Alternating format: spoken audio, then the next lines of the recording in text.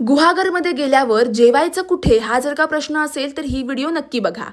गुहागरला जाण्याआधी जेवणाचे आम्ही 2-3 पॉईंट शॉर्टलिस्ट केले होते, पण त्यामधले अन्नपूर्णा हॉटेलबद्दल भरपूर सारे चांगले रिव्ह्यूज मी ऐकले होते. आणि बाय द वे मी तुम्हाला आधीच सांगते की हा कोणताही पेड व्हिडिओ नसून माझा अगदी ऑनेस्ट रिव्ह्यूचा व्हिडिओ असणार आहे. इथली स्टाफ मॅनेजमेंट अतिशय छान आहे. इथले मालक जातीने लक्ष घालून सगळं व्यवस्थित चालू आहे ना हे सगळं बघत असतात.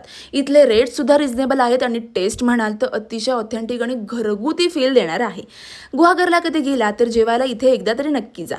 जेवण वगैरे झाल्यावर थोडं ट्रॅव्हल करत आम्ही पोहोचलो अंजनवेलच्या लाईट हाऊसला. ॲक्च्युली आम्ही गुहागरला गेल्यावर भरपूर सारे टुरिस्ट पॉईंट करायचेत असा काहीच प्लॅन नव्हता. जस्ट राईड व्हावी, थोडा माइंड फ्रेश व्हावा, दॅट्स इट.